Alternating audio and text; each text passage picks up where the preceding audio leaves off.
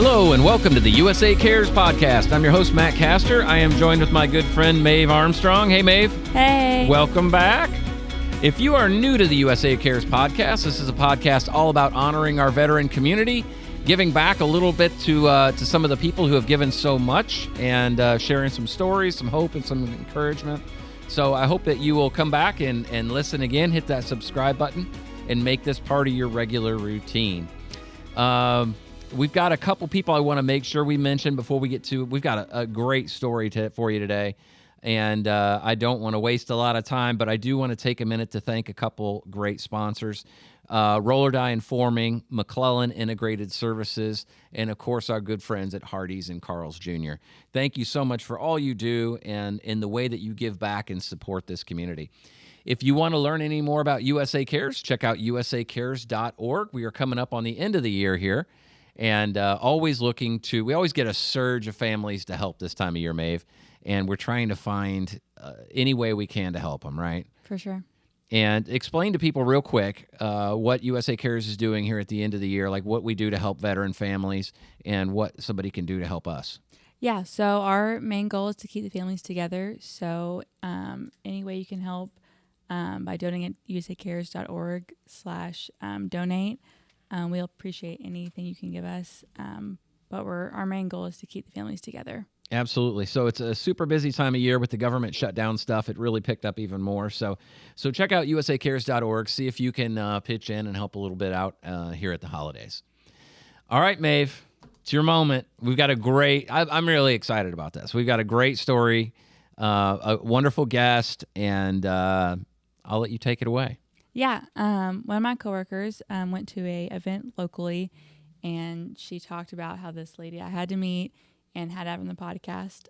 So today we have Captain Marj Graves. She serves as an Army nurse in Vietnam after deploying in 1971 at just 24 years old.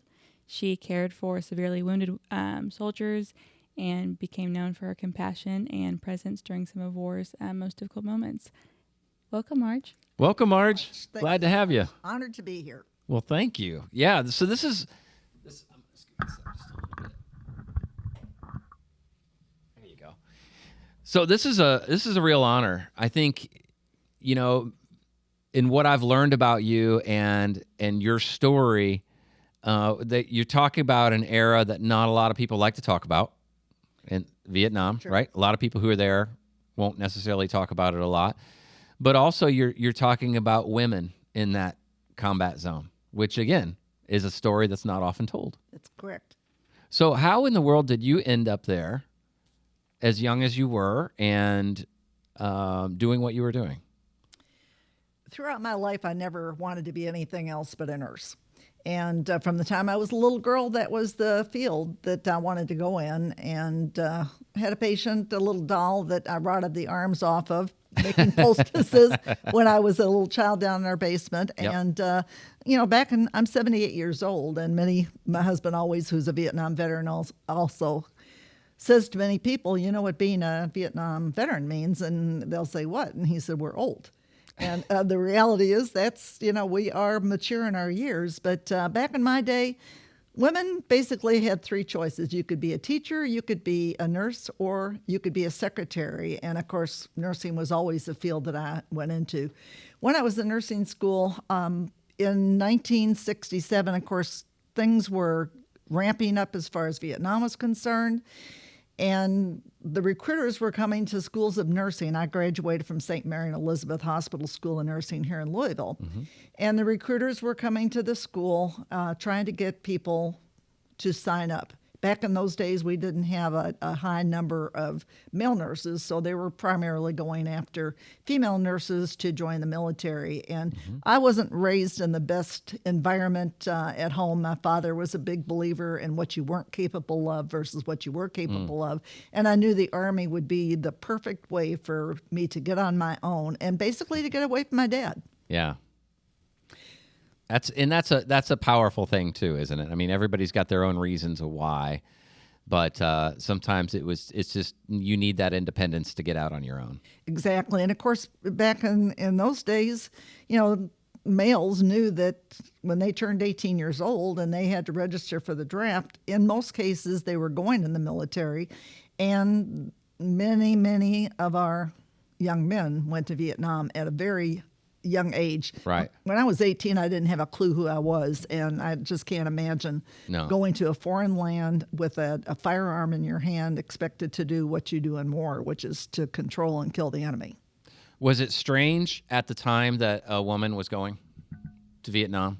Like, I get it that they were recruiting nurses, but was it still strange? And people were like, wait, you're doing what? Yes, it was. Of course, sometimes you could get orders to go to Vietnam, but most of the nurses volunteered. Okay. And, Vietnam was a very negative. It was actually called a conflict. Our government never declared it as a war, and conflict is exactly what it was. But my parents, I won't use the expletives that my father used when I told him that I'd volunteered to go to Vietnam, and it was funny. I was a head nurse at that point in Fort Knox at Ireland Army Hospital. And when I volunteered to go, my chief nurse said, it'll be 6 months before they need your job title. And I was always a head nurse on male orthopedics. I never took care of anything but male injured people. Yeah. And so he said, it'll be 6 months before they need you. So I didn't bother to tell my parents at that point what I had done. And I went back to work the next day. And at that point, I'd been on active duty for 4 years, and I was a captain, again, 24 years old. And he said, this is your last day to work, Captain. He said, they need you in country. Oh, so this my is goodness. Tomorrow you start your 30-day leave, and you'll be in country in a month. So then I had to tell my dad. Yeah. Oh, I just got cold chills. Yeah. Were you terrified to go? I really wasn't, Abe. I just felt it was something I needed to do. Most of my patients were Vietnam injuries, and I saw the physical destruction and lots of times the emotional issues that I saw from our fellows that were returning home from Vietnam, and I just needed to go to make a difference. Yeah. That's huge. So you get there, and then what? Like, is there kind of a culture shock for you? Is there kind of a, where am I and what have I done? Or is it just you get in that mindset and you just go? Well, first of all, I went over to Vietnam on a Pan Am 747. And it was really the first time that I had been totally on my own. Yeah. The 747 was filled, every seat was filled with U.S. military. And I was the only American female that was on that flight other than the flight attendants. And I thought, what in the heck have I done here? Yeah, really. I sat on the front seat and I white-knuckled almost the entire time. And it's was a 20-hour flight to Vietnam. Wow. So what was it like whenever you got there? Like you land? Well, most people that have served in Vietnam will tell you that when they open up the door to the air transportation, usually people went over there sometimes in naval ships, but we had a tendency to burn fecal material in things that were not flushing commodes, and the diesel fuel, jet fuel was so prevalent. And when they opened up the door, you had a combination of those smells, and it was unlike anything I had ever experienced. And I'm thinking, especially after being the only female and the flight attendants, I'm thinking, oh my gosh, what have I done? Yeah.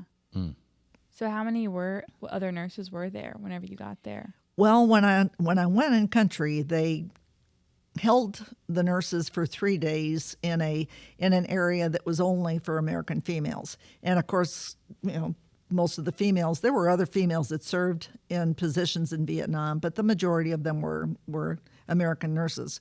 And they put us in this facility for 3 days, probably the worst place I've ever stayed in my life, with a military police guard to make sure that nobody else that was in Vietnam would get into our quarters. And we were there for 3 days. They asked us where we wanted to be assigned. Well, I've never been to Vietnam before. I didn't have a clue. Honestly, I was so naive that I really didn't understand the total dynamics between North and South Vietnam and why we were there. Basically, I just wanted to take care of our military. Yeah. Wow. So, that's just, the tip of the iceberg. That was just, you got there. I can't imagine how stressful those 3 days were. How was it, whenever you were there? How long were you there? I was there for, like I said, 3 days. There was only one other American Army nurse that was there with me. And again, she didn't have a clue where to even ask to be assigned. And we both asked for this specific hospital based on a recommendation from somebody that sat next to me on the flight who was he was a military police officer, and he was bringing a convicted military member back to the United States to go through the court-martial procedure, and he was coming back to Vietnam. He sat next to me on the flight on the front row and just really took care of me because I was terrified. And he mentioned about the 24th Evacuation Hospital, which was pretty close to where we were when we were spending those 3 days in Vietnam.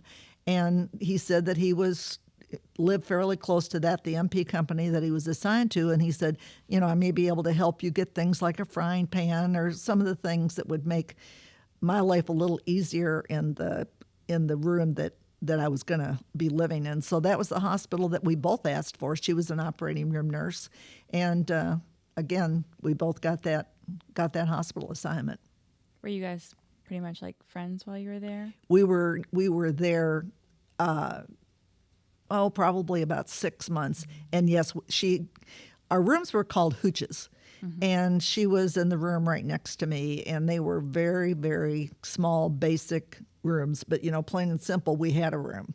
Right. We had a shower. It was very crude, but we had a flush toilet. So, in comparison to what a lot of people had in Vietnam, it might have been like the Taj Mahal in comparison. But about maybe 6 months into our tour, like I said, she was an operating room nurse, and very, very, very good looking young nurse. And there was a rape attempt on her by a soldier that was high on cocaine, had been keeping an eye on her around our hospital compound, followed her into the quarters that we lived, busted down her door, and attempted to rape her. He didn't actually rape her, but he flew from the room, and when she's, blood-curdling screaming, and, we try to go to her aid to find out what's going on, and he was caught by the military police, and we identified him in a lineup. And then so many people at the hospital spread the rumor that she had been raped, and she wasn't raped, but she requested to get reassigned to a different place in Vietnam, and then I never saw her again.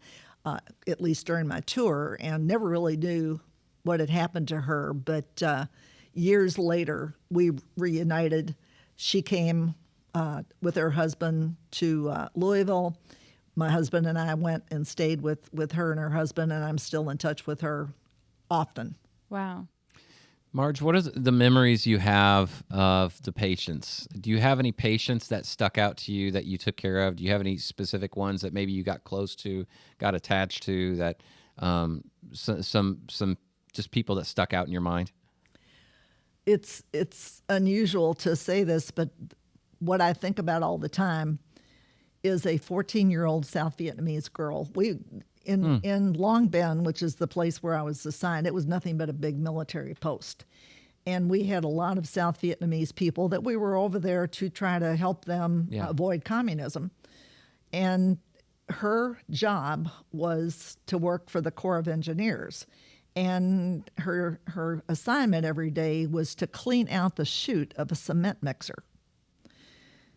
I know it sounds kind of crazy, but that does sound crazy. That was her job. And she had one morning come very early to work, and one of the soldiers she was up at the top of the chute.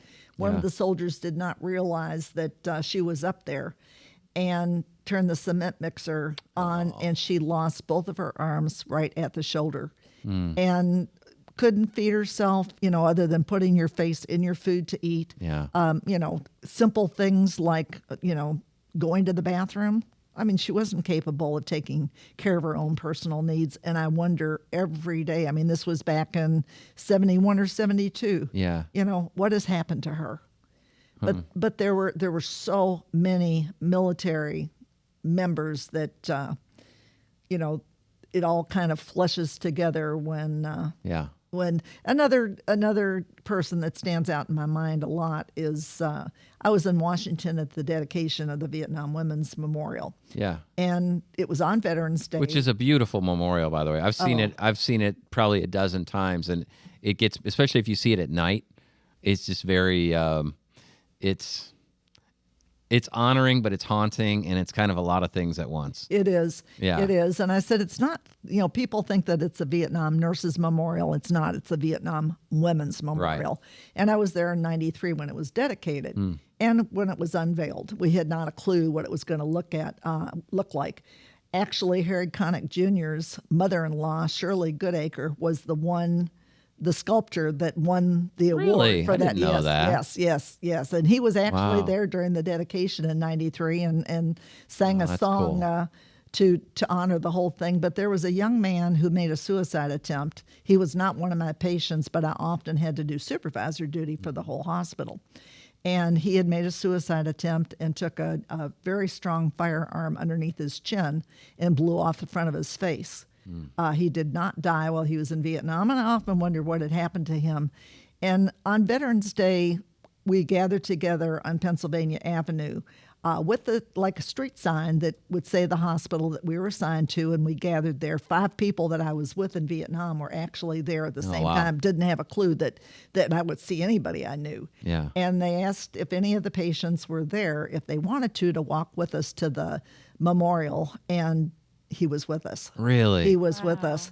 And it was very interesting because, number one, he thanked us for saving him, said he had had a really good life, but he did not wear his prosthesis walking up to the memorial. And made such a statement. Yeah, Such I a would say statement so. that he would even be comfortable to do that. But Wow. like I said, he said we saved his life and he had been blessed. Unbelievable. Did you see any, this may be too difficult of a question to ask, but do you see any similarities between the patients that you treated and some of the issues that they were going through, maybe psychological, mental health issues that they were going through at the time, to what people talk about today? Oh, yes. I think in most cases, if you've served in Vietnam, and especially if you have had injuries that you certainly can't step beyond, serious physical injuries, the emotional injuries are there. And, that's not always easy to be able to recognize, because Vietnam was the first military action that we've been involved with that every night it's covered on TV in your living room. We didn't have family rooms back there. In your living room, and most likely on the news, it was negative things about what the military people were doing, how we were treating the people, how we were killing children, how we were destroying their villages. And so, there were lots of protests, and people did not have a good feeling about the people that were serving in Vietnam. And our military guys saw it firsthand when they came home. Wow. So they had the pressure of being somewhere they didn't want to be, fighting a war that was, a conflict that was confusing to a lot of people at the time, and didn't get the patriotism piece that where people at home were proud of them. Most of us came home through California, San Francisco, and they couldn't quite figure out how the women fit in. We wore combat boots and fatigues just like the normal military person wore. I think that's the predecessor to scrubs today. Yeah. Oh, there you go. Yeah, because back in those days, nurses were wearing white uniforms with white stockings, white shoes, and a white hat. And we came out of fatigues and combat boots into the Army women's uniform, which is skirted. And we wore black heels, we wore stockings, and a top. And do we look like we came from a war zone? And like I said, back in those days, even today, many, many American people don't realize that women served in Vietnam. Yeah. So we're watching the disgrace and the protest and people spitting on the soldiers, all the negativity that we're seeing towards men, young men especially, that didn't have a choice. Some people volunteered to go to Vietnam, male was, but many of these young people, and it was already, when I talk about conflict, it was such a conflict, not only declared by our government, not a war, but it was also a psychological conflict because they were doing what they were told to do. Right. And then they were shown so much disgrace. So they shut down. Nobody wanted to talk about it. Our families just wanted us home. So you think that's still why that happens? I mean, you talk to so many people who their relatives served in Vietnam, and they're like, well, what did they do? I don't know. They don't want to talk about it. They shut down emotions. I know I was a perfect example of when you don't want to deal with a trauma or what you've experienced, your way of dealing with it is not by dealing with it far too often. Whether you've been raped, whether you've seen significant trauma, if you've been bullied. I mean, we're still having young children that are committing suicide, and probably the phones are one of the worst things because you're faceless. Yeah. But it truly was a difficult time, and I find that a lot of people that have served in a war zone don't necessarily want to talk about it, but Vietnam veterans are at that top of the list. Usually the only people that they will share with are people also who have served in Vietnam and get it. Were there, I mean, the statistics weren't out there like they're out there today, right? Right. You didn't have the same information. Who knows what the suicide rate was during that compared to today? Who knows? It could have been similar. I don't know. But obviously the issues were there. But the mental health services just weren't as prevalent. Well, if you were going to have a career in the military, which when I came back, I had already been on active duty for 5 years, and I was in a status called voluntary indefinite, where I could request to get out anytime I wanted to, but they could also keep me in if they needed me to be in. But you weren't in. Many of these guys, especially the Army people, had 2 years to serve and they could get out. And they just, plain and simple, they just didn't want to talk about it, and they wanted to go on with their lives. Yeah, just kind of pretend it never happened and move on. So how did you eventually deal with it? So they say when you tuck things away long enough, eventually it's going to volcano out, right? So how do you, if you don't mind me asking, how did you deal with it? How did you get past it? Well, the majority of my tour, Vietnam was a different type of place. And, we nurses work 6.5 days a week, 12-hour days. There really wasn't a whole lot to do other than that. Drugs were an issue in Vietnam. Drinking certainly was a big issue. And I said, you wanted to do whatever you could do to kind of take the pain or the discomfort away from what you were seeing or doing. And most of my tour was, I had already been taking care of Vietnam injuries, so it was the orthopedic, the injuries. That's right. The shock of it was probably a little more numb to you then. Well, amputations were pretty prevalent, and serious body injuries. And like I said, I had been doing that for 4 years before I volunteered to go to Vietnam, so that part wasn't real different. But and I was very blessed. I was chosen to be part of a 2-person medical team of individuals that were serving in Vietnam to provide medical care for the Bob Hope Christmas show and Sammy Davis Jr. I said, I actually gave Jim Neighbors an IV, and he did not say, well, golly. For those of How many people can say that they've done that? That's right. That's right. Yeah, he was a great man. So that's awesome. From the time you go to Vietnam, I'm sure it's like that for almost any war zone. You're counting down the days until you get a chance to come back to US soil. You didn't see any McDonald's hamburger joints or any of the things that you normally like to experience in the States. Yeah. So, but I was 2 weeks from coming home, and just on a high. I knew I was going to be seeing my family. I was going to have a bed that had a mattress that was not 6 inches high. And they were getting close to shutting our hospital down. We had so many injuries that were being sent back to the United States to the military hospital closest to their home.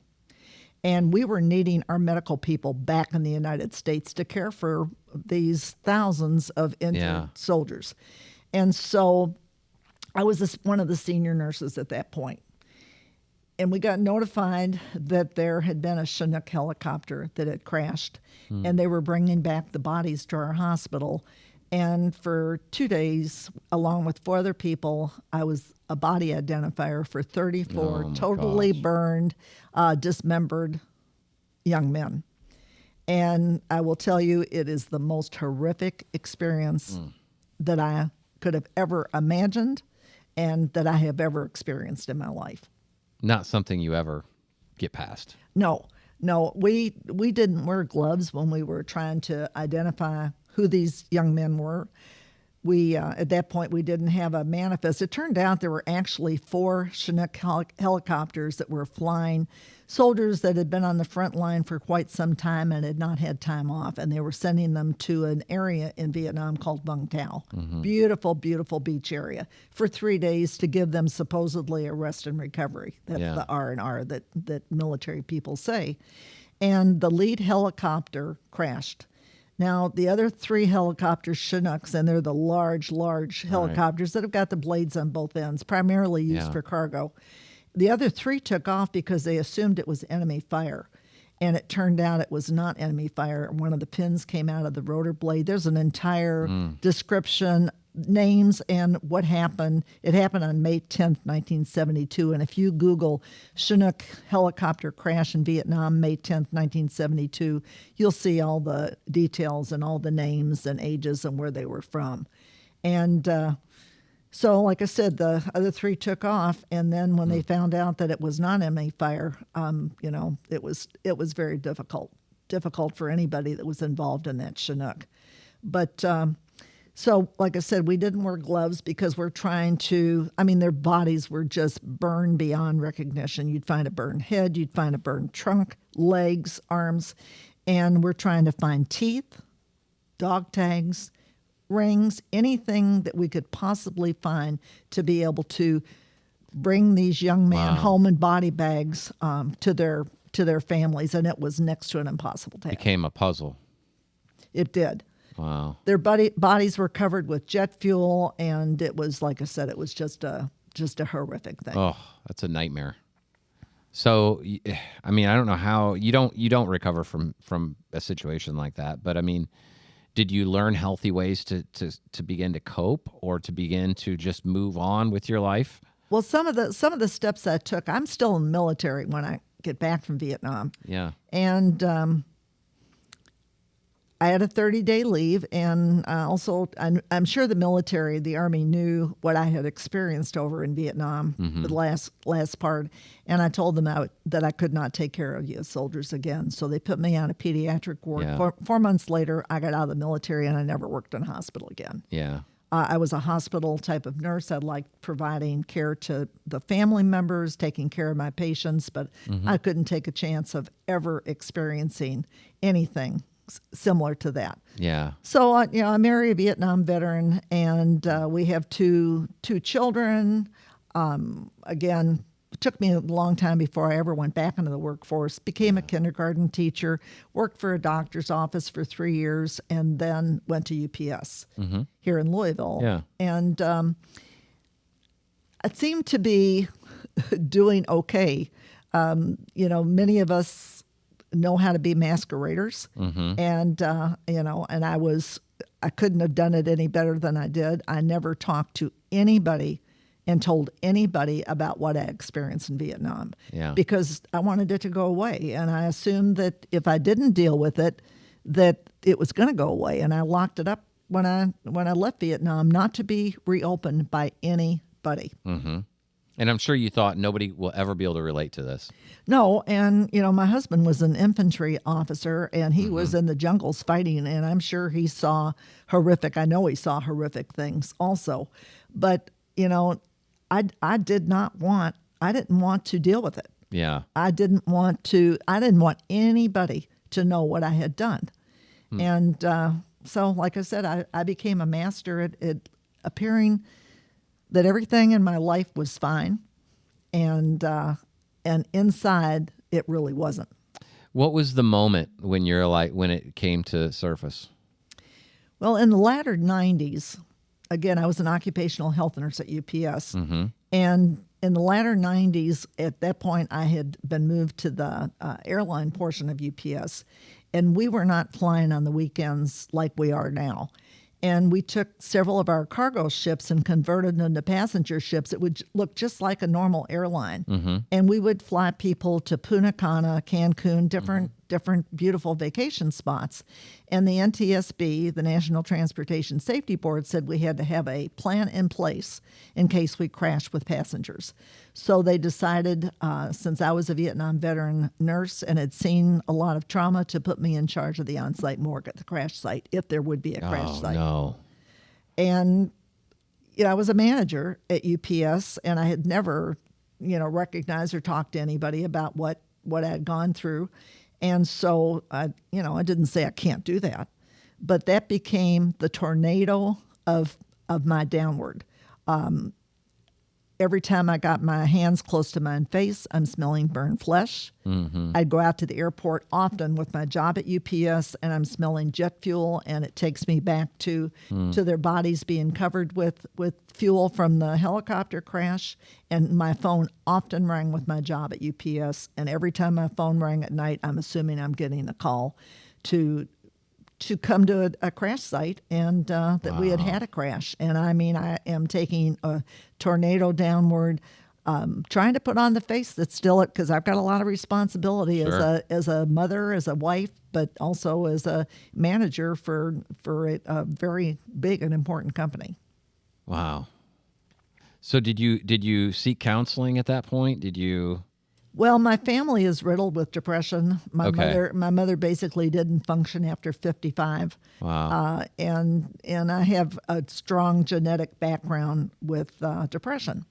So I went into a 6-week outpatient treatment program, supposedly to treat me for depression. And I was able to tell my boss, that I was really having problems focusing and depressed. And so I'm from 9 to 12 for 6 weeks. I'm in a group of maybe 12 other people with a social worker. And I'm a caregiver. I'm not a care receiver. And I really don't like anybody taking care of me. I'm German. I'm a Taurus. and I can really be dysfunctional when it comes to letting anybody help me. And so I'm in there with a social worker trying to meet the needs of the other people and trying to get them, talking about what their background was and what their problems were. And I never said one word about the helicopter crash. Again, remember, I'm married for quite some time at that point. Yeah. Of all the things, married to a Vietnam veteran, he knew nothing about it. You didn't even tell him? I didn't even tell him. It kind of seems like you felt guilty for even mentioning what you saw compared to what he had saw.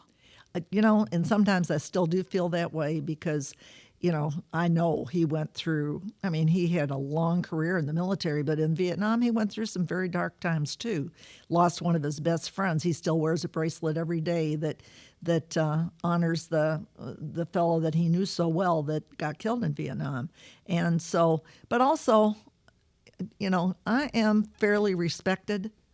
I take control of things. I got a message yesterday on LinkedIn from one of the management pilots that I knew from UPS who had just seen my story. He sent me this in September and I hadn't seen it. And he said the last thing he would have ever thought was that I would take the journey that I took and, not dealing with the trauma that I experienced. Right. Well, you served ultimately. I served, and, even through the darkest of times, if I had to do it again, I would do it all over again. There's no greater honor for a nurse than to take care of our U.S. military when they need it the most. Yeah. Well, and that probably meant a lot to the families, what you did, too. When I talk about the helicopter crash a couple of years ago, the group of men that were in this military group were called Angry Skippers.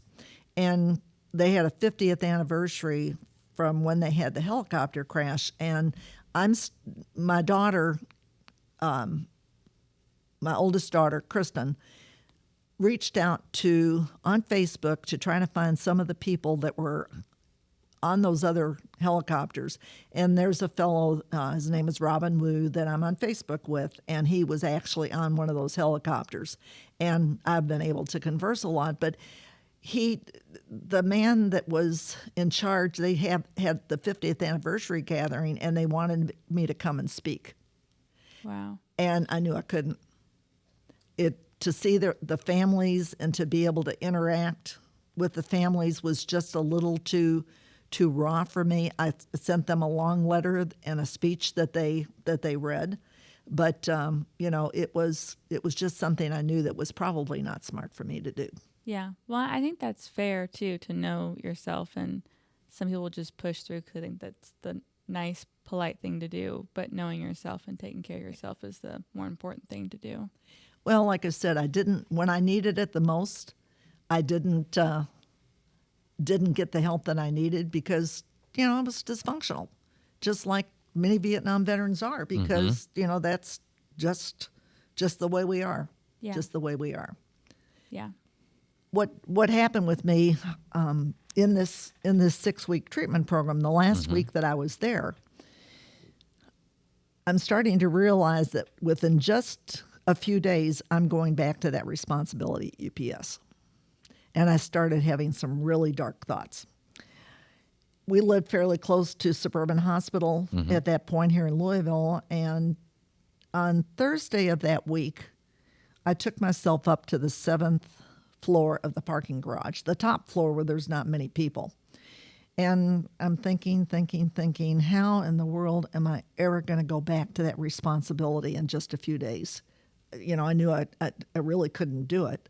But again, I hadn't talked to anybody about why I couldn't do it or what had happened.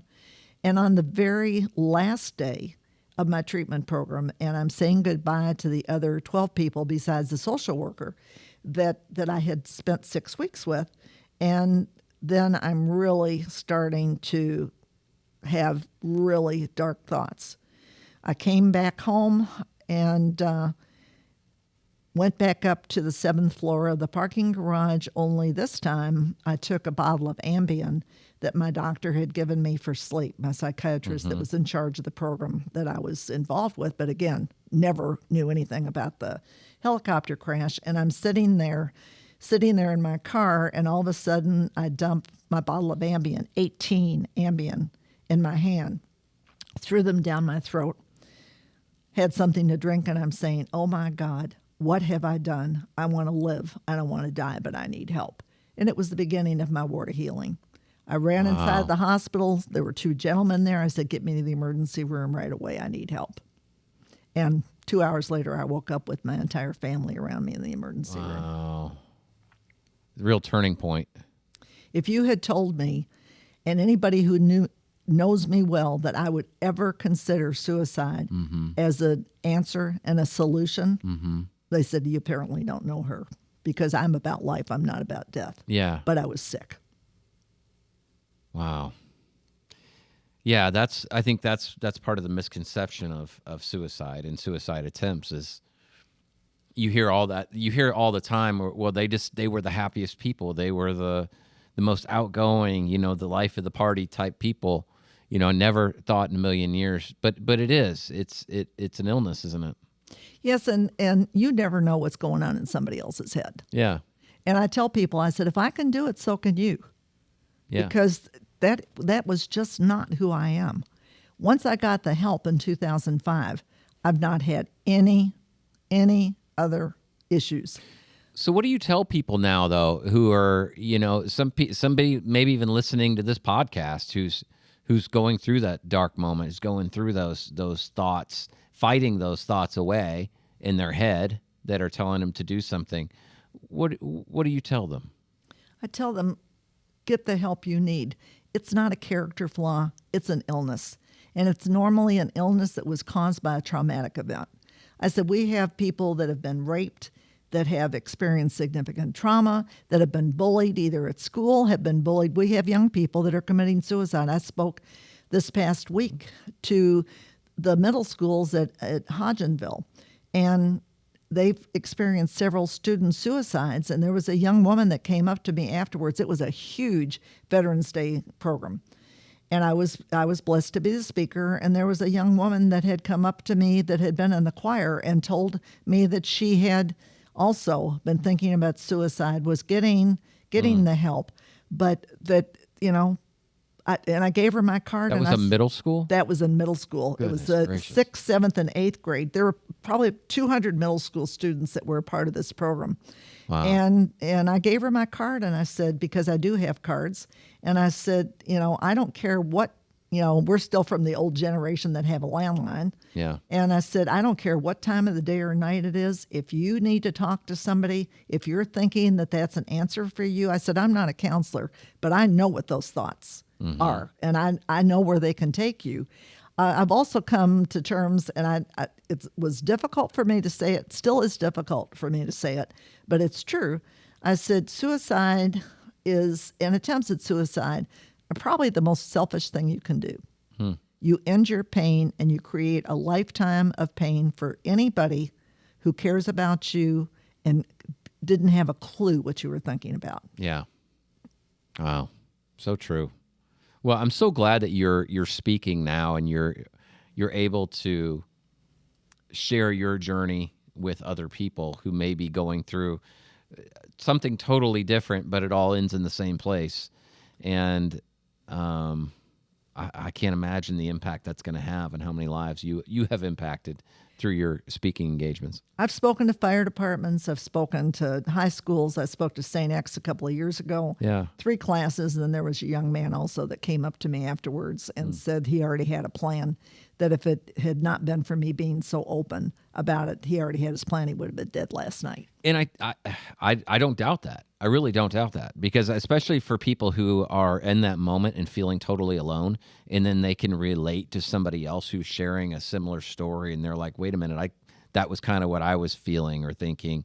It doesn't make it so strange and weird. It's all of a sudden, it's I don't want to say normal, but it's something, it's a human experience that a lot of other people have had as well. Well, at first, my husband, I'm still a manager at UPS when this happened, and he really did not want me, the family knew. There were a few people at UPS that knew, but he really did not want me to share my story. Sure. Because I was respected, and, I'm a veteran.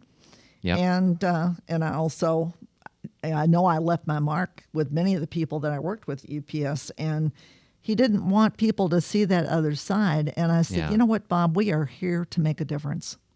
And if you don't get it, you don't get it. And one of my important missions is to be open about it, because, like I said, God saved me when I couldn't save myself right. for a reason.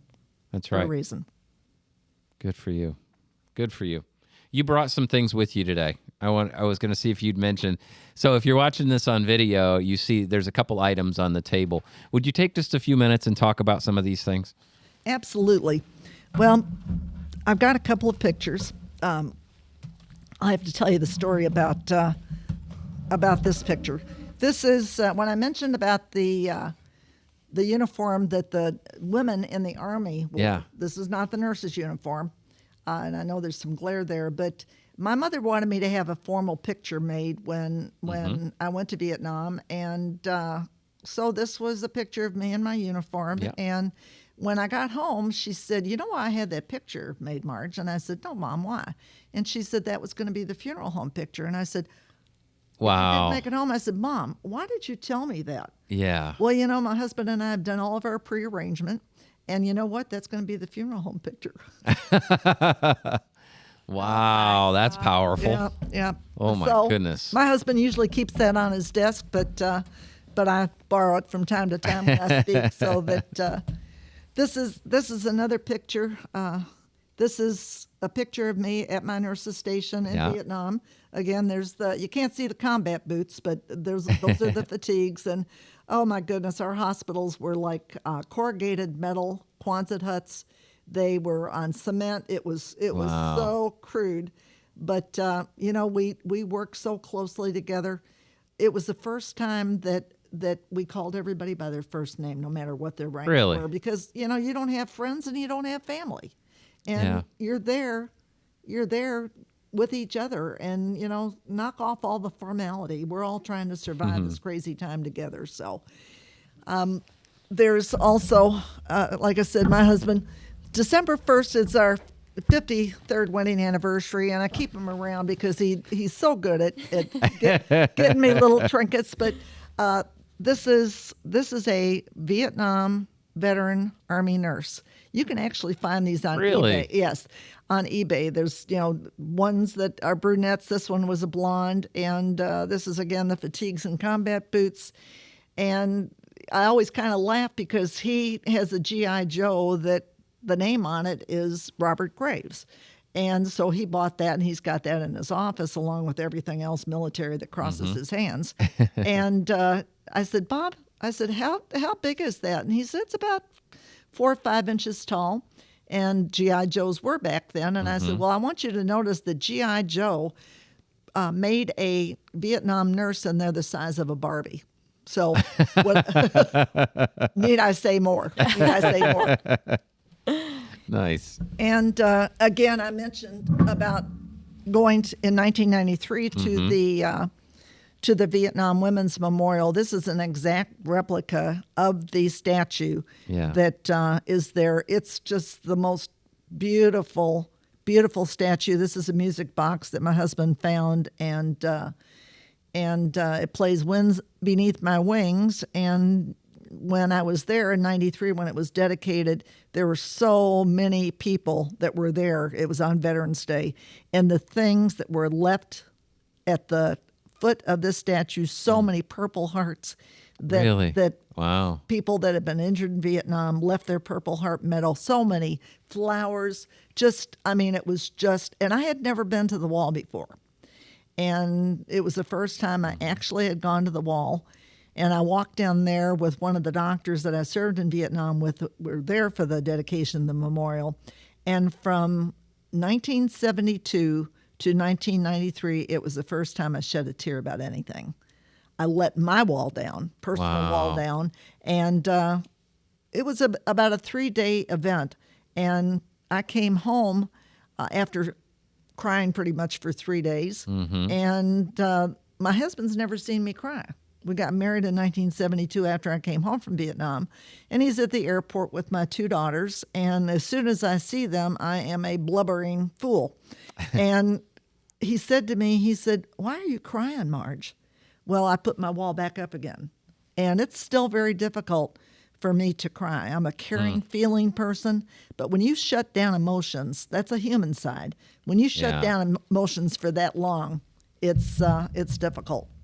This past year has been really interesting. I've done a lot of speaking, but my speaking has really ramped up. In February of 2024, there was a book called The Women that was released, and it's a fiction story by a very famous New York Times bestselling author. And she wrote about a Vietnam veteran Army nurse. Again, it's a fiction book, but they made a Facebook site, and I'm on Facebook, and it was called Kristen Hanna, The Women. And I made a couple of posts on there. First post was about my suicide attempt. And then the second post was about being the nurse with Bob Hope and Sammy Davis Jr. And I have spoken at 79 book clubs since then. Wow. It meant, I'd say maybe 6 of them have been on Zoom. One morning I spoke in New York, and that afternoon I spoke in New Jersey. And it's just been really something else. But the woman that Kristen Hanna conferred with is the woman, Diane Carlson Evans, who's a true Vietnam veteran Army nurse, who's responsible for the statue. And she wrote her own book called Healing Wounds. Again, this is who Kristen Hanna conferred with. And anytime I've spoken, I've encouraged people to read this book because it is the true story of a Vietnam Army nurse. But it also goes into detail about the last maybe 6 of the book about the challenge that Diane Carlson Evans had about getting the memorial approved and erected in Washington to honor women who served in Vietnam. And some of our politicians said that if we put up a memorial, and it's right across from the mall, if you're looking at the wall, straight ahead, there's a 3-soldier statue behind you on the left, and she wanted it erected to the right of the wall, which was a very honorable spot.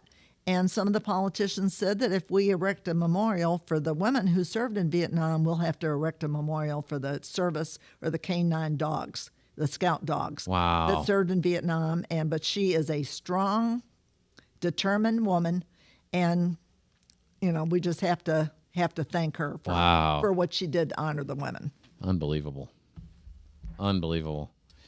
I just have to think, I think about all the speaking engagements you've done, and I just have to think about how many people you've impacted during that time.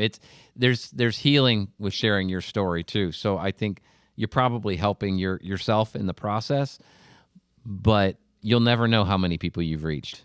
If I save one, I bet you have. If my voice makes a difference for one person, I've served my purpose. Fortunately, our suicides from veterans have decreased. It was 22 to 24 for years, and the last number had gone down to 17. One is too much. But at least maybe people are starting to realize they need help. But also, a lot of the people that have served in Vietnam and World War II are dying. Cancers, Agent Orange has done terrible medical issues for Vietnam veterans. But it's another way that it's been very helpful for me. Is now I'm an ambassador for the Honor Flight program, the Bluegrass Honor Flight, absolutely, here in Louisville, and you get a chance to hear their stories, to honor them, and just like I said, we're here to make a difference. Wow, this has been an honor for me too. Thank you for being on and sharing your story and being so open about your journey. And I feel like we could talk all day. Oh, that's why I got that kind of grades.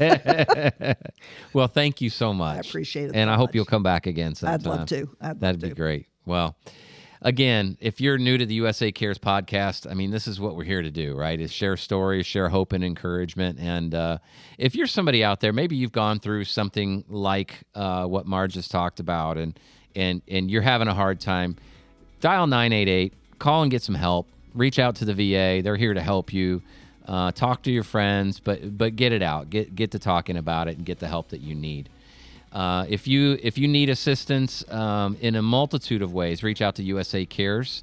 You can contact us at info@usacares.org and ask some questions, and we'll get you the help you need. But from all of us at USA Cares, thank you for listening in. Hit that subscribe button, and we look forward to being with you again next time.